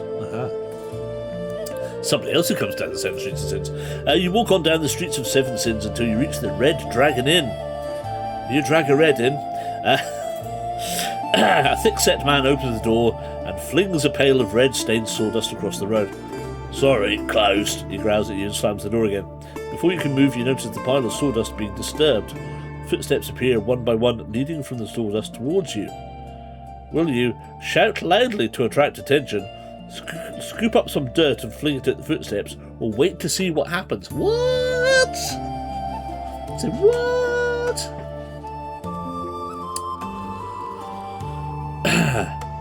How odd. Shout loudly. So, before you can move, you notice the pile of sawdust being disturbed. Footsteps appear, one by one, leading from the sawdust towards you.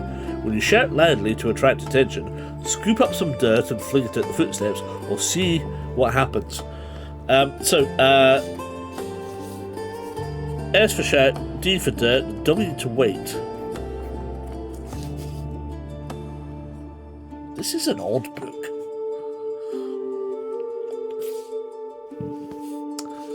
Kit's going to wait and see. Steve's going to throw some dirt. See, I'd be with Steve on that one. Wait and see what happens. Wait. We will wait. Right, lots of waiting then. You wait, time passes. Gandalf appears.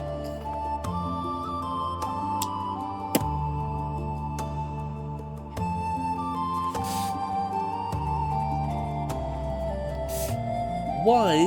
Sorry. Thank you! Straight in there. Why are they singing, Are you going to Scarborough Fair? Parsley, sage, rosemary, and thyme. Oh, weird music. Okay, fine, whatever. Good to know that the sound thing isn't working again. And at full volume too. Right, 208. It's a 208 state. You have to wait in the 208 state. The footsteps come on, and from the air above you, a dull, rasping voice intones, I am a spirit of the dead, and we are beyond number. Suddenly, a terrible blow knocks you backwards, lose 2 stamina points. We're a bit fucked, because we ain't got no sword, by the way. Just saying. 16.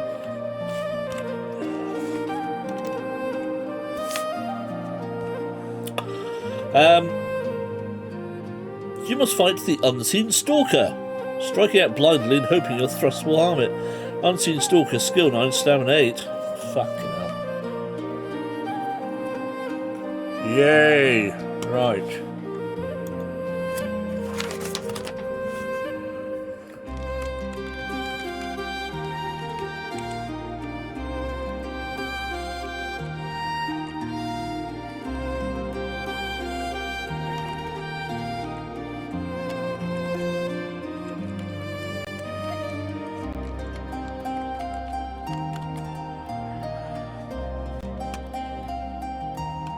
You won't be able to see this yet, but what we can do, hopefully, is this.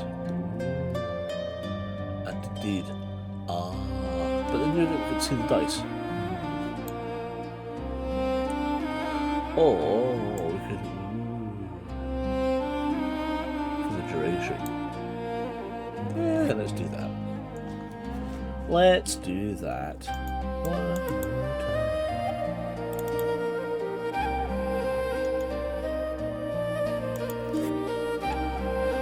Right, it's the usual thing, us versus them. Our skill, their skills are exactly the same, so it's die v die. Let's go with the ones that we used previously, which is purple and white for us, black and green for them. 7, 8. Bugger. Ouch. That hurts. You bastard. 14. 7 again.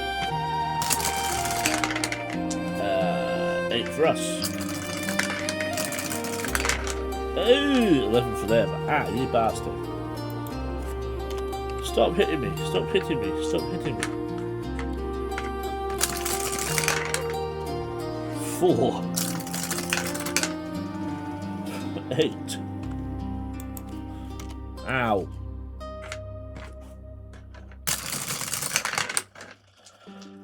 7. 10. Oh, bloody hell. Come on. 5. 5. 10. Jesus Christ. Well, this was a fun game. 6. 6, it's a draw.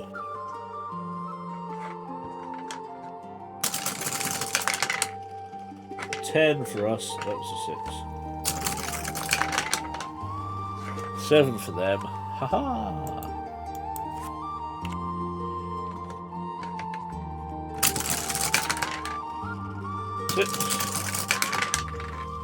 Six, draw. 8, 6. Now we get the measure of them. Nope. 5, 9. Ouch.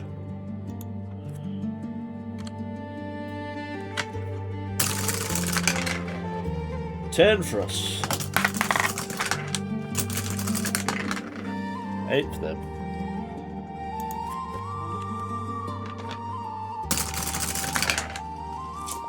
4 for us. 8 for them. This goes right down to the bloody wire. 6.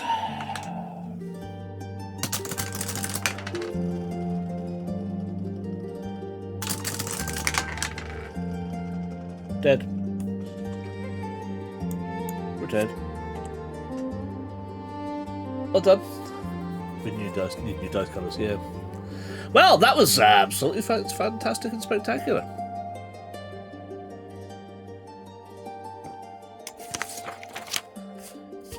Can I make a suggestion? Hand over your sword. Don't make a fight of it. Hand over your sword. We still would have lost. We would need to find a sword anyway. It did not last very long. No. I'm not giving up though. I'm not giving up. Where was it? Let's have a look.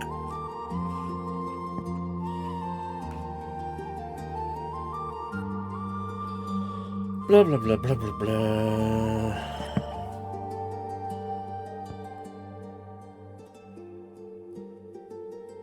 For 2.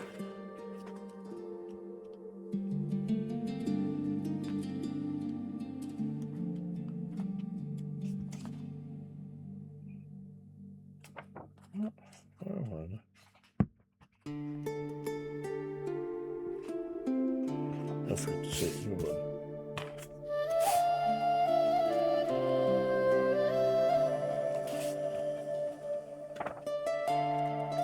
Bear with.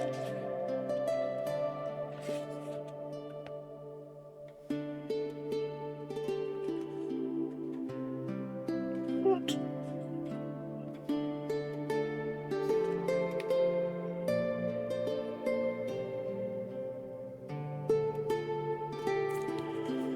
What the heck? Oh, that's 100. That's why I'm looking at the wrong bloody page.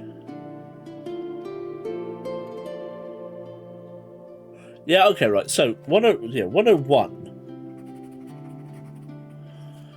was where we told them. So 65 said 65 was the option. We could tell them something or nothing. 65 said, tell them about your quest, which we did. Say that you're from another world.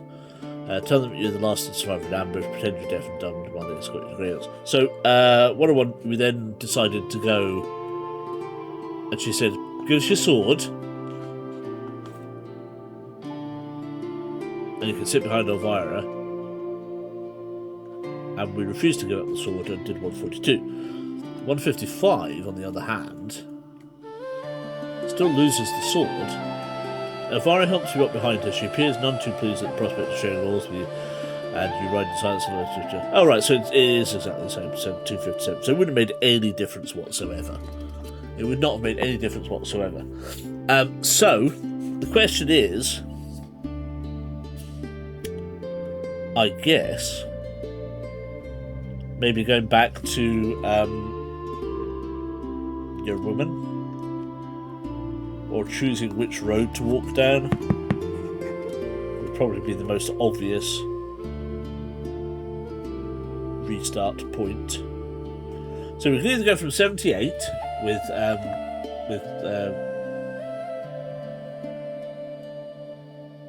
1974 Gene Simmons, and take it from there. So it says go back down to Guard Street, go back down to Guard Street, go back down Guard Street to Shore Street, or turn down Smith Street. Now, it did tell us the roads that we took up here, but we don't have a map. Obviously, we don't have a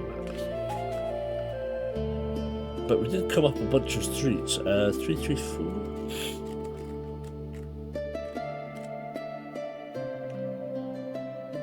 You ride into the City of Learning. 351.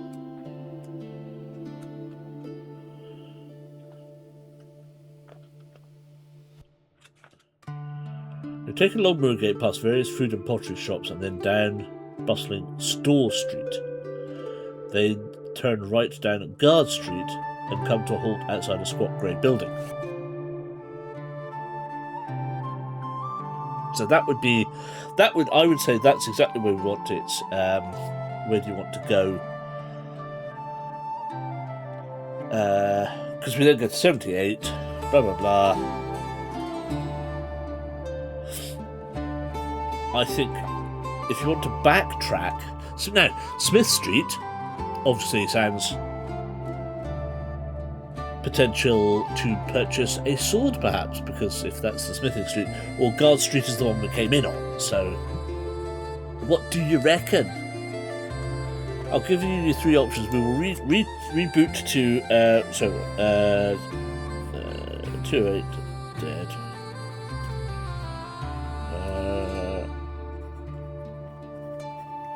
Respawn to 78. Go back down Guard Street to Shore Street, turn down Smith Street, or walk down the Street of Seven Sins. Now, obviously, we've done the Street of Seven Sins. What would you like to do? And I'll reset our stamina to 18, because we've not done anything else other than, we've lost the talisman. We've lost a talisman. Smith Street and buy new, better sword. Yeah? Okay.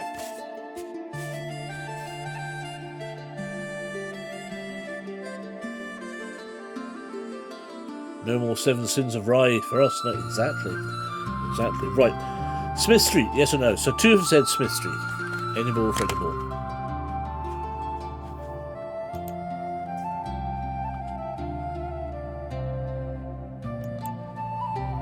Smith Street, yes. Excellent. Let us go down to Smithings and see what happens.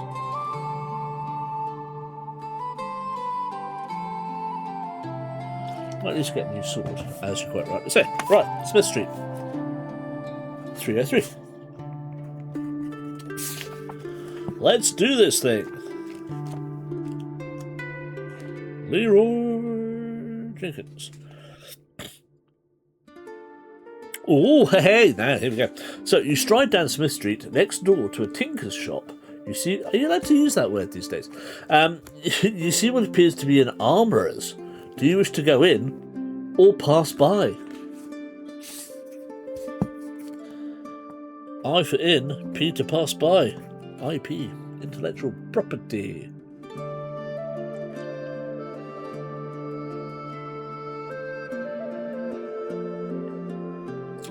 I for in. I for in. Why I for in? Go in. 3. Entree.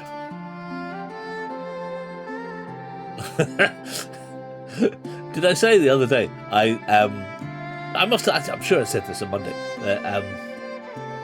The last episode of season 5 of What We Do in the Shadows, Laszlo is trying to entice somebody. Oh, no, it's not the last one. It was the second last one. Laszlo is trying to entice somebody to have dinner at a catering club by enticing them to have Would you care to have a meal? A succulent Chinese meal? Go in. It was absolutely hilarious. If you've not seen it, please do so. Right, we're going to go in. What's this one? Even though it's not an inn, we're going in. Swords at the ready, except we don't have one. Inside, working at an anvil, is a brawny man, glistening with sweat. He is fashioning the hilt of a sword. Other finished swords stand in a rack around the side of the shop. Take your pick, 7 gold pieces, he says without looking up. You may buy one if you wish, or thank him and leave. 7 GPs, it's a lot of money, but we've got 10, and that's fine for now. Would you care to purchase a sword or leave? B to buy, B to buy, L to leave. I mean, let's be honest, we need a sword. Buy a sword, we need one, exactly.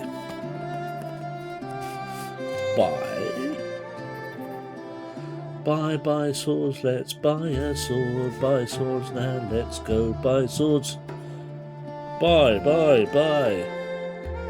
You buy.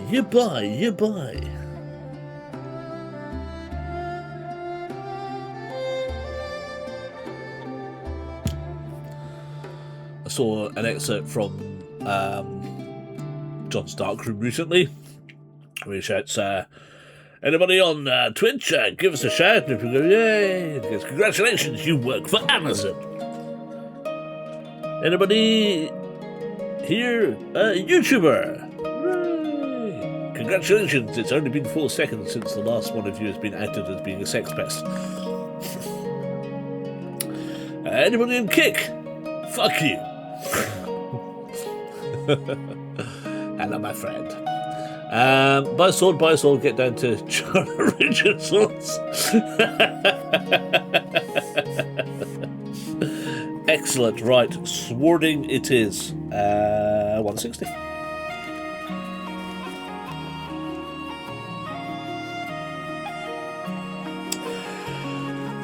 You choose a sword which feels well balanced. It is well crafted. It is a well crafted longsword similar to those used by the warrior women. You may restore the 2 skill points you lost if you had your sword taken. You pay the man and leave. Turn to 104. Hurrah! So, we now have a skill of 11. We have gold of 10 minus 7, which is 3 of course. And we now have a long sword. Long sword is long.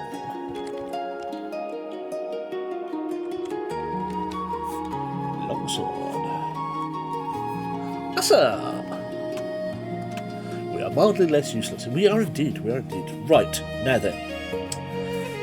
Next up, more of the same. 104, wasn't it? Yes, 104.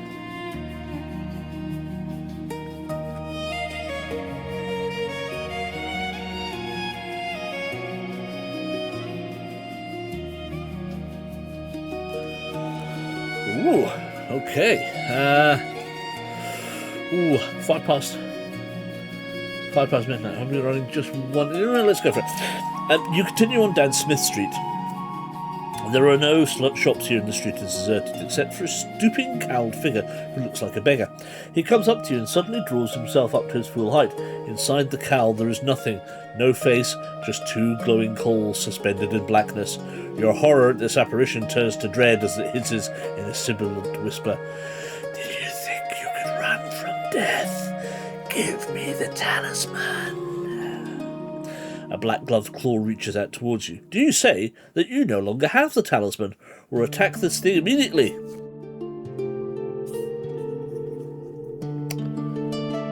N for no talisman, A for attack.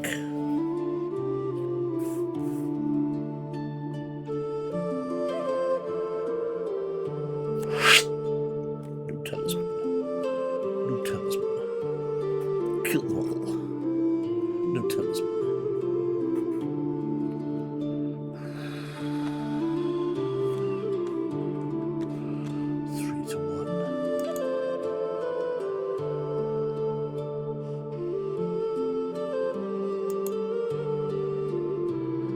Evil whisper. We haven't got the talisman. Sorry, mate. We've not got it. Don't know what it's saying. You know, ain't got it. You know.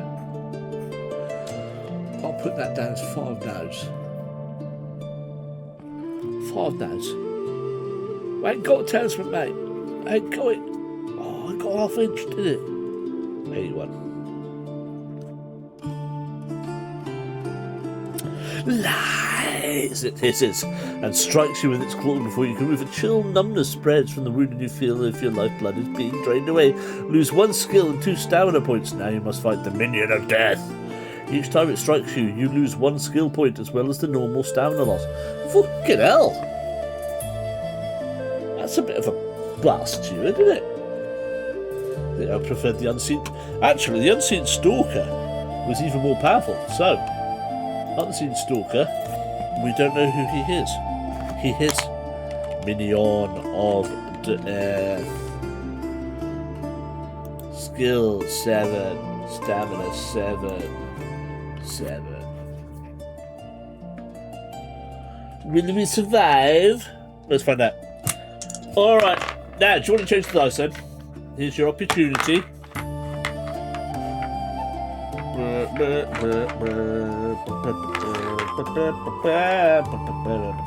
Right. Dice are there. Oh no. Dice are there. First 2 colours that get 2 suggestions will be ours. The next 2 colours that get 2 suggestions will be theirs. Go for it. It's not looking great for us. Red and yellow. Red and yellow for us. Okay.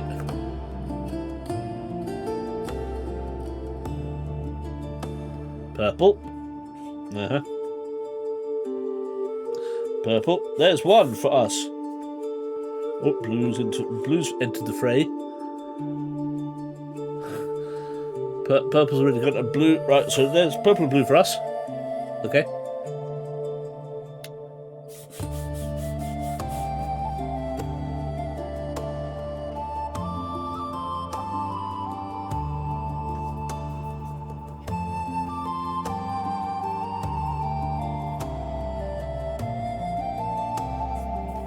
So we just go red and yellow for them then, are we? Fine. We'll do that then. Purple and white. Oh no. Red. What? Oh. Right, let's see if we can get this fight going. We'll start. So we're blue and purple this time. 6 for us. 3 for them. Bang. 2. They haven't hit us. Oh, hold on though. What did we have to take off to start with? Hey. Our skill. Oh, our skills. Skill. I didn't include that. Hold on. Lose 1 skill and 2 stamina points. Okay, fine. So stamina's down to 60. Fair enough. Skills down to 10. We're still 3 points ahead. Note that difference. Okay. So I will re-roll because I've got that. So 4,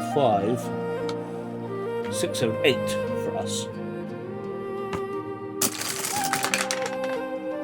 4 for them.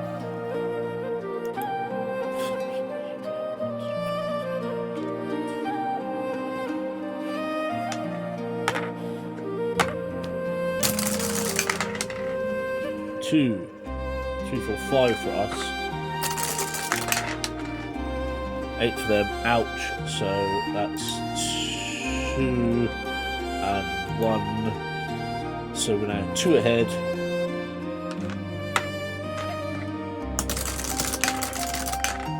Six, 7, 8, 9 for us. You bastard. 11 for them. So 1 point ahead. 5, 6, 7, 8, 9 for us. 5 for them. Come on. Ours. 4.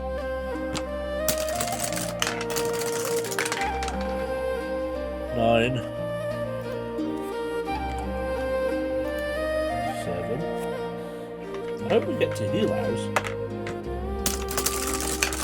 5. 5, it's a draw. 6. 4, they're dead. Thank fuck for that. Dead, dead, dead, dead, dead.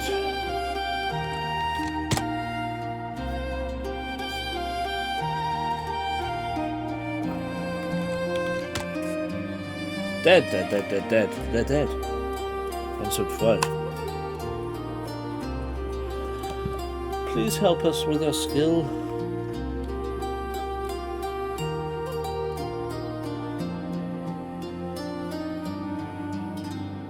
Ah! Your last blow meets no resistance. The grey cloak billows to the ground in a heap. What's Darth Vader again? Can we eat some provisions? Wait a second. All is silent except for a sudden keening of the wind. You rest and begin to overcome the shock to your system. If you've lost any skill points, all but 1 are restored. Cautiously, you move on. All but 1. So skill gets back up to 10. Thank feck for that. Yes, if you would like to eat 2 provisions, feel free to. We can go back up to 18. Anybody else want to... Everybody in agreement with that?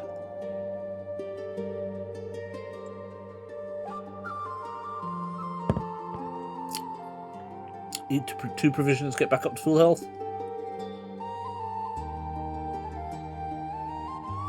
Awesome. Right. 18. 7. And...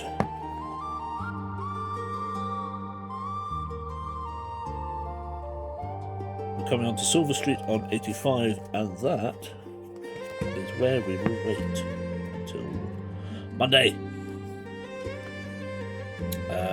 Yes. We stop on Silver Street, and we will start there on Monday. So, that's an interesting start, wasn't it? Thank you. Thank you, thank you, thank you. Is Silver Street near Orange Street? I hope so. But you never get to Orange Street. So, that's not bad. That's not... Oh, bloody thing's got in. Hold on.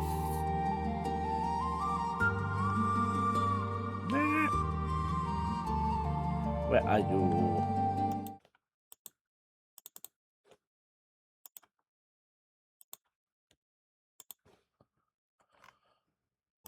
There we go.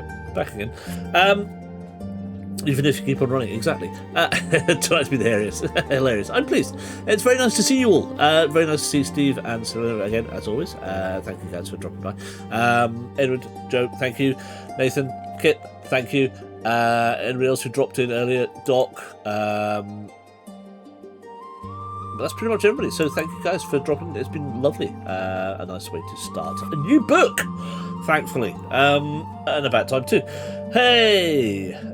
So, Monday... Oh, the camera's gone again. Monday, I'm going to change that over the weekend. Monday, we'll carry on with this. I like it. I'm intrigued. It's the first time I've ever played it. So, hooray. And it's nice to be doing something else. I'll need to put a list of books together that we can do. There's a couple of books I'm holding off on because I need to get in touch with the guys to let them know we're doing it, and they will hopefully come on stream as well. So that would be good. But we are close to Fighting Fantasy Fest 6 in September the 6th. So there's 2 weekends I'm away, Steve. 6th and the 12th for a start. Just to let you know. So I will drop you a message tomorrow. Maybe give you a chat. See if you're free for a chat. We'll sort some stuff out. But beyond that, guys, look after yourselves. It was absolutely lovely to see you and have everybody here tonight. Nice to have the gang back.